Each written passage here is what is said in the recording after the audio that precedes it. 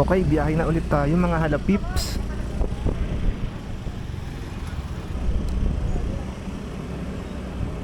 Yan, so nandito tayo ngayon sa bayan dito sa Lucena, Quezon. At dito nga ako napahinto kahapon kasi nga, yun nga, pagod na galing daet. Tsaka yun nga, nag-uulan kaya pahinto-hinto. Kaya yun, napagod. Ha? Ganun.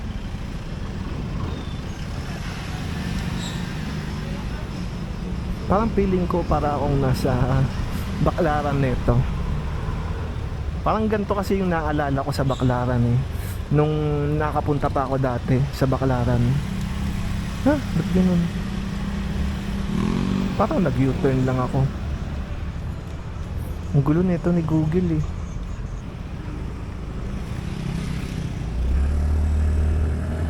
Yan, nakalabas din sa bakas.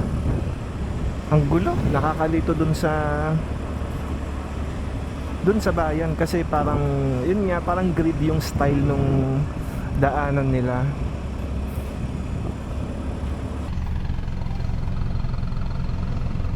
Ba't ang gulo? Sabi slide to the right. Diretso lang yung meron, kaliwa tapos kanan. Pero parang kumakanan sila eh. Try na lang.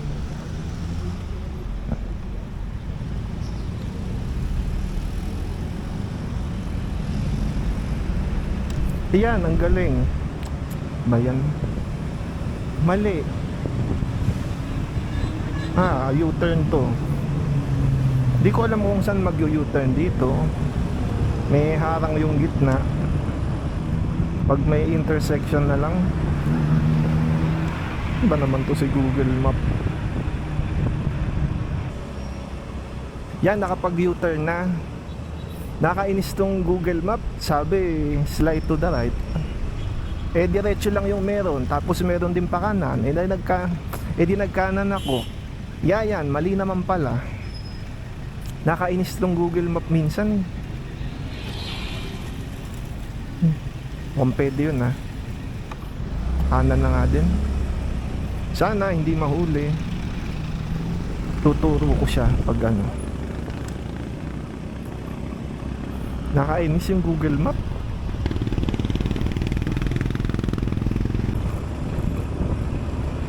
Ayan, so dito tayo dadaan papunta sa yung sa may Mount Banahaw.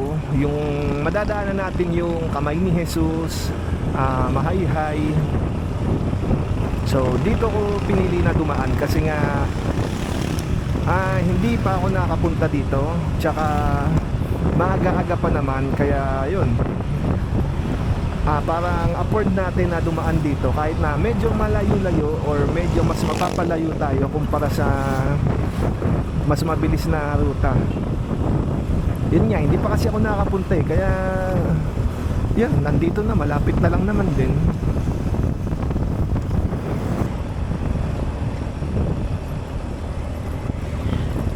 Yun lang, yung bus ang usok.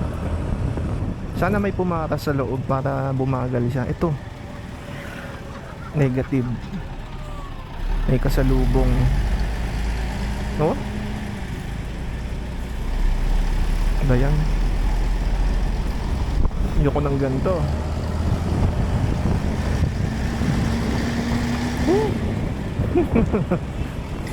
Ayokong langhapin tong mga usok nitong bus. Sana may pumara or magtanghalian muna yung driver. Yan, ito to. Sa wakas.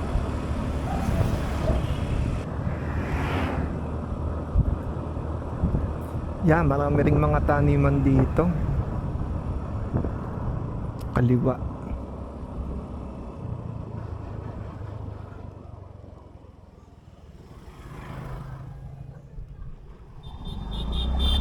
Ha? Yun. Kala ko ako binubusinahan. So ito, mukhang bypass road to kasi mukhang bago yung daanan, maayos. Tapos wala masyadong mga bahay. Ang ganda. Ang ganda ng tanawin. Ganun ulit, mga puno, mga green, mga kulay green. Yan, ang ganda ng ganito. Hindi ko lang alam kung banahaw na ba tong nasa harap natin. Wow.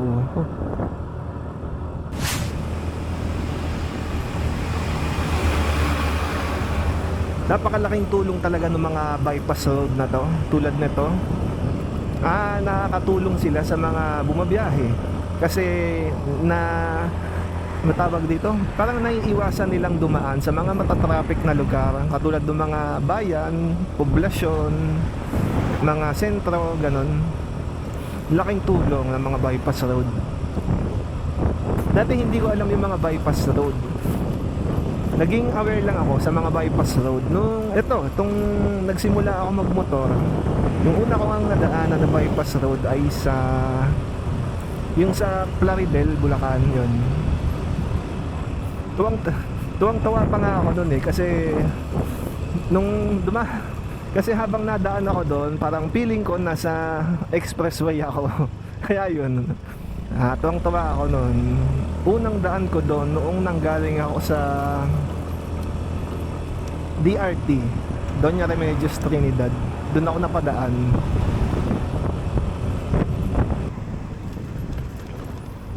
Okay, singit-singit. Basta kaya naman ni Pacquiao.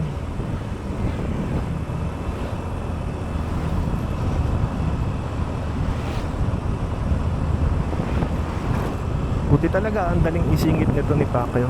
Uy, ang ganda oh. Bundok. Dan na. Pero ang ganda pa rin, ang daming green na makikita. Ano tong nakasulat sa araw ko? Lukban. So Lukban, Quezon. Yan. Nasa Lukban na tayo. Baka yan. Hindi ko alam kung nasa bundok tayo or umaakyat tayo sa bundok, pero yan. Kung mapapansin nyo, pataas baba. Okay. Singit ulit. Susundan ko lang tong nasa harap na motor.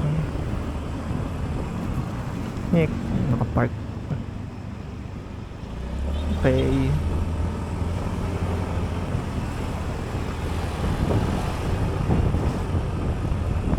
Isa to sa advantage ng nakamotor eh. Nakakadaan sa medyo masikip-sikip na daanan. Yun lang. Wala na. Nasa harap ko na tong malaking truck. Mukhang kailangan ko pa tong gamitan ng magic ulit.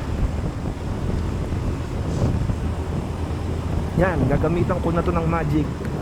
1, 2, 3. O diba, nawala yung truck. Pero joke lang yun.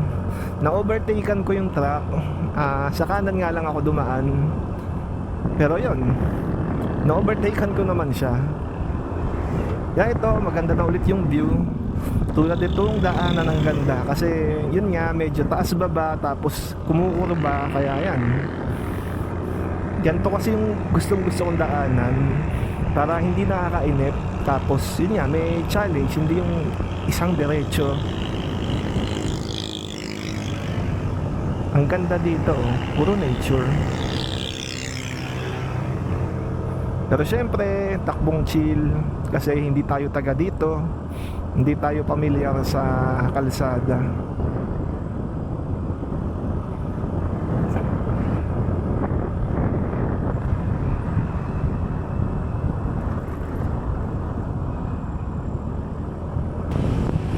Saan na kaya tayo? Malapit na pala. Kaya pala yan, no? Medyo nagkaroon na ng mga tindahan, kainan. Nandito na pala tayo. Nagugutom na ako. Ito sa kaliwa. Mukhang dito rin sila papunta, tong mga nakamotor.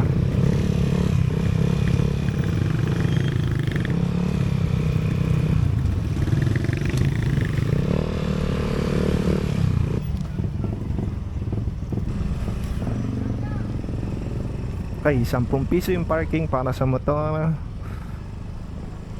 Suse in Yamak. So nandito tayo sa Kamay ni Jesus. Baliktad kasi nakasulat eh. Binasa ko lang. Saan ang parking? Ang dami, parang puno.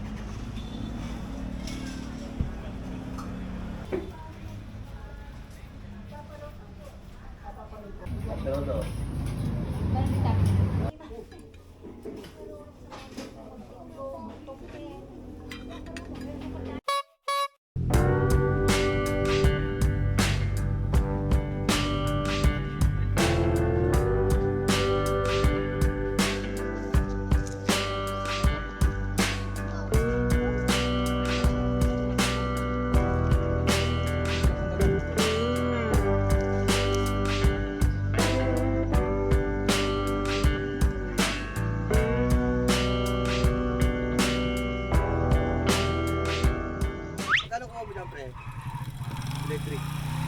93. Electric yan, no? Ay hindi, Ay, hindi. motor po to. Motor talaga, gasolina din. Opo, 125 cc. Ayan, ganyan. 125 din, ha? Ah, Kala ko yung electric. ay hindi yun.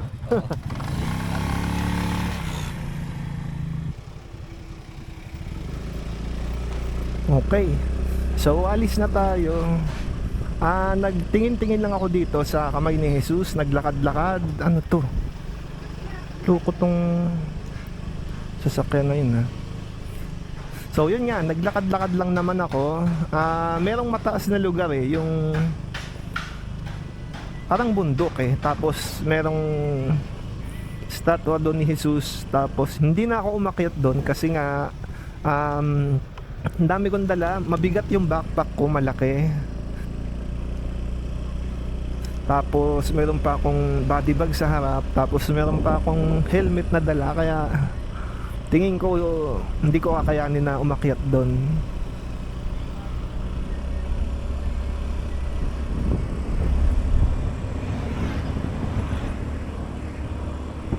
Kapagod. Sakit sa kamay. Parang nangalay ako doon sa helmet.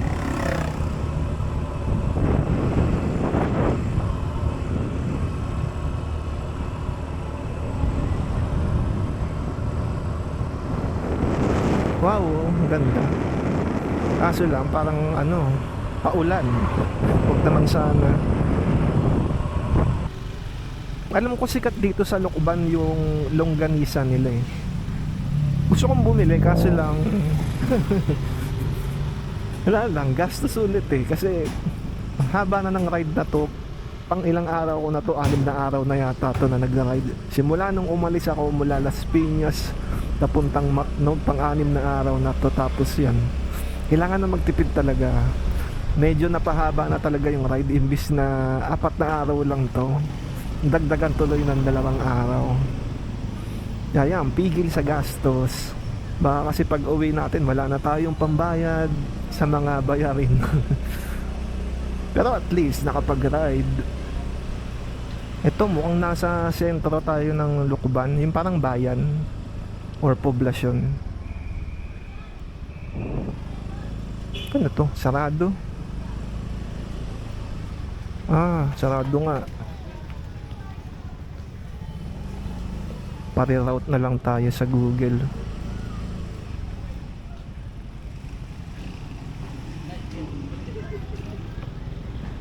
Dito kaya? Sige, dito na lang. Naalala ko nga pala, dito pala yung sa Lukban yung ano, 'di ba? Yung ano matawag dito? Yung Pahiyas Festival. Hindi ko alam kung saan dito yun eh. Tsaka kung kailan. Gusto ko mapuntahan yun. Yung may mga ano, yung may mga nakasabit. Yung parang dahon, matawag doon. Keeping, yun, keeping. Yung mga may kulay. Check ko nga mamaya kung saan yun. Sana makapunta ako.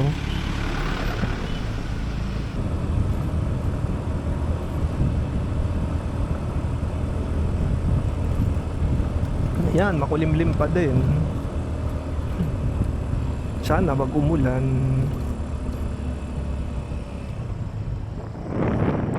Okay.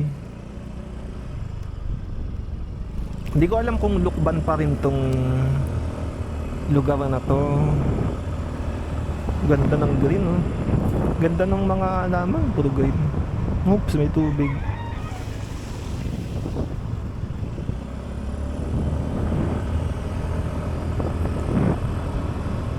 Wow. Ang ganda, oh.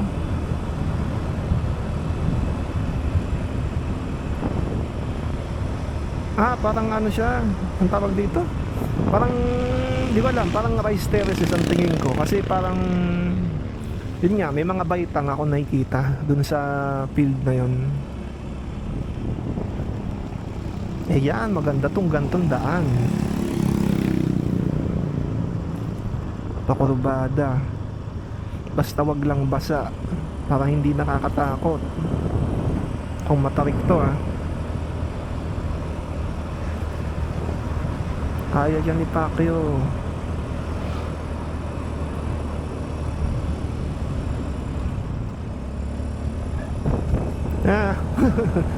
Di pa tapos.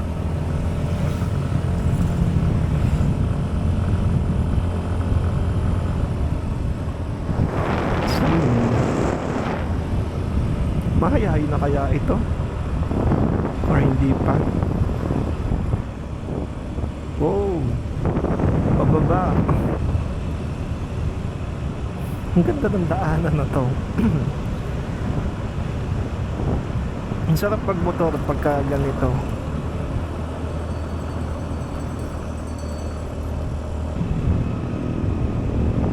Natutuwa talaga ako sa ganitong daanan.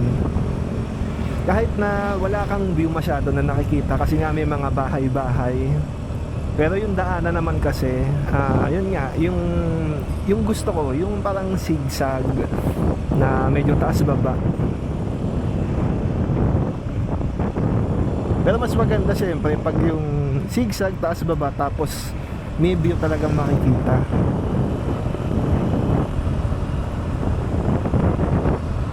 Pero okay dito, oh, kasi ang daming mga green. Tapos maganda yung daanan. Hindi katulad sa ibang part ng Quezon, papuntang Bicol. Ang ganda ng kalsada. Kaya yan, nakatuwa talaga magmotor dito. Yan, yung mga gustong dumaan dito, yan. Nakikita nyo naman yung daanan, tsaka yung kung ano yung makikita nyo, yan, kita rin naman. Pero mas maganda kung pupunta talaga kayo. Kasi iba pa rin yung makapunta sa lugar na yun. Wow.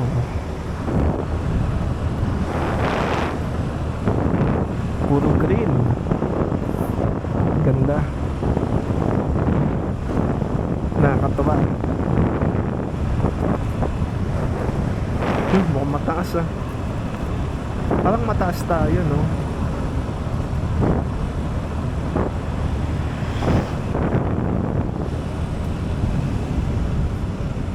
Ang ganda. Nakatuwa talaga yung daanan dito. Smooth yung mga curves. Tapos yun, maganda yung kalsada. Tapos puro green yung makikita mo. Nakakatuwa. Mukhang ito tayo, oh.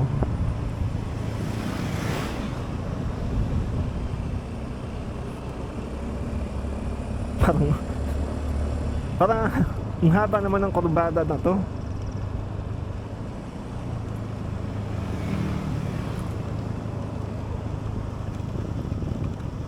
lumiit yung daan, tapos yun nga, parang sumikip kasi tumaas tong nasa kaliwa. Mukhang nasa bundok tayo. Tapos pababa. Okay, ingat-ingat. Ang galing ng mga puno.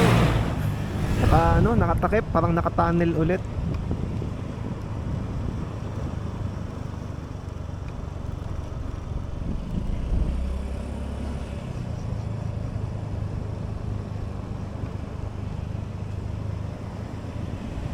Ano kaya meron dito? Yeah, mukhang mga riders yun ha. Sunod-sunod sila eh. Pero ang ganda ng daan oh. Puro green. Ano ito? Ano yun? Resort? May resort dito. Ah, siguro. Kasi mayroong... Yan, may tulay. Ibig sabihin may ilog.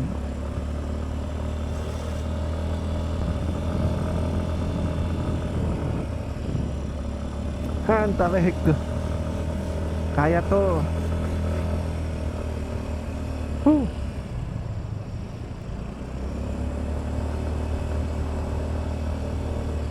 Bakit naman?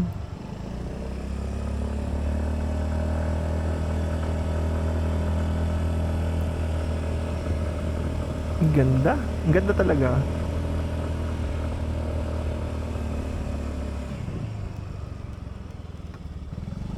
Ako. Ayan.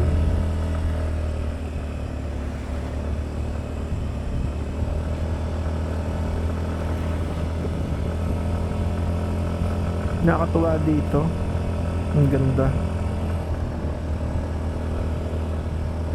Daming puno, ang dami talagang kulay green.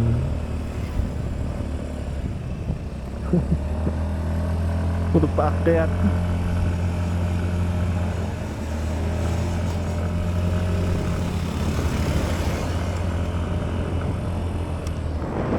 Uy. Mukhang maganda yung view dito ah. Sana may madaanan na viewing deck.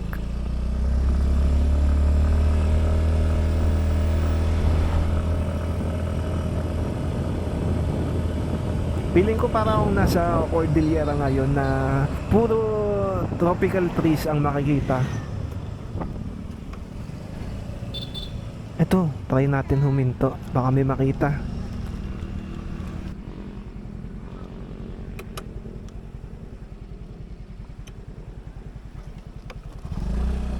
Okay, tara na.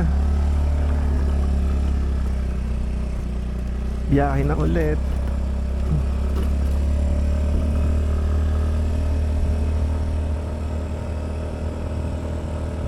Ganda dito, nakakatawa.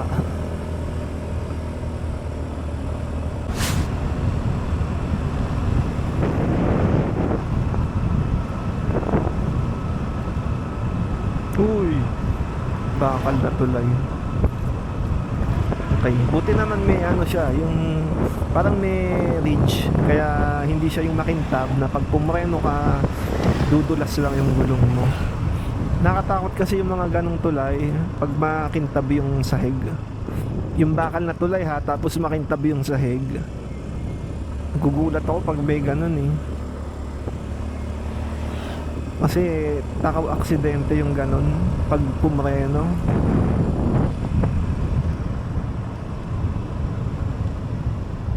Woo!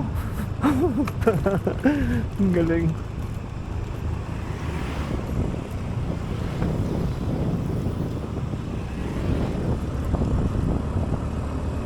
Nakatuwa yung daanan dito. Dagdag mo pa yung mga view. Bayan. Yung sari-sariwa ng hangin, tapos biglang yun, may usok. Nakit ulit. Ang ganda. Ang ganda talaga pag ganito. At least to, sulit yung daan ko dito. Kahit na medyo mas mapapalayo ako pa uwi. Sa mga nakita ko, sulit yun pagdaan ko dito. Parang medyo traffic dito sa lugar na to. medyo traffic. Hindi naman traffic talaga, parang build up.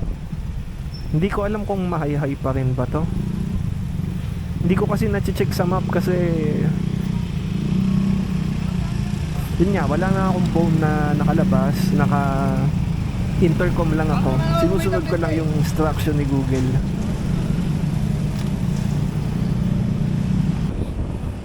Ang ganda pa rin ang daan dito. Ang galing. Kurbada pa din.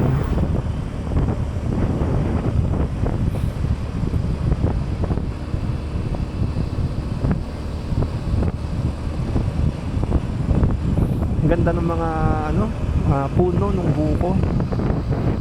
Ang tataas nila, nakakatuwa. Para silang design sa tataas sa langit. Ayan, Victoria Laguna na tayo. Hindi ko alam na yung labas pala nung dinadaanan ko is yung sa may Itik Park sa Victoria Laguna. Yung may malaking itik sa gitna. So, eto na, palabas na tayo ng Victoria, papunta ng Laun. Hindi, joke lang. Kalawan, Laguna.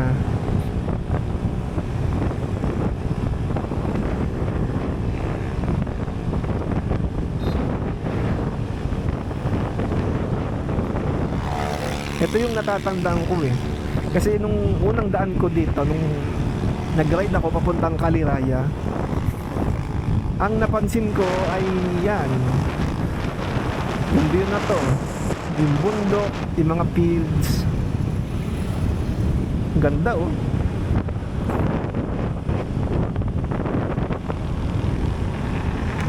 Tsaka syempre napansin ko rin dito yung malawak na kalsada niya.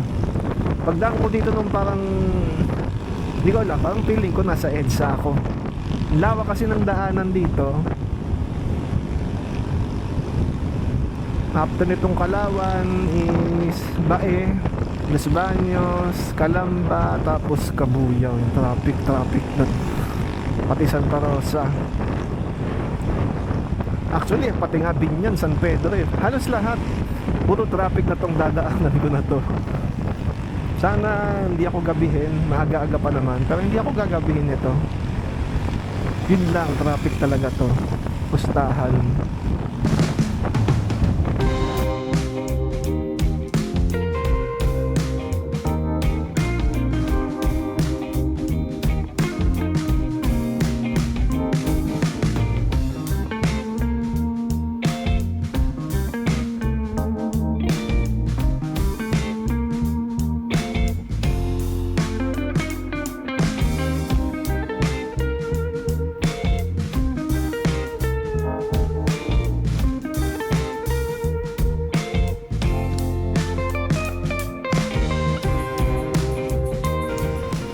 Yan, Las Piñas na tayo. Anong oras na oh? 5:47. Medyo mag-aalas 6 na. Pero hindi muna ako umuwi sa bahay. Nakailang kilometers ba ako? Hindi ko alam. Hindi ko na matandaan kung ilan. Pero alam ko, nabanggit ko yun nung bago ako umalis yata. Hindi ako maintindihan. Basta 1 bar na. Ito yung oras. Tapos to 1 bar na. Pag pinindot ko, hindi ko na matandaan kung ano yung hindi ko na matandaan kung ilang yung mileage ko. Pero syempre mahigit 1,000 din to. Kasi ba naman one way, ilang kilometro yung papuntang Matnog. Pero ito si Pacquiao, okay naman siya. Kain muna ako dito. Hindi muna ako umuwi ng bahay kasi kakain na ako dito ng hapunan ko. Ito yung laging masarap kainan eh. Mukhang hindi naman nabasag yung mga bote ng suka dun sa loob. Yun na mga halapips, babay na. Salamat sa pagsama sa ride ko sa Bicol.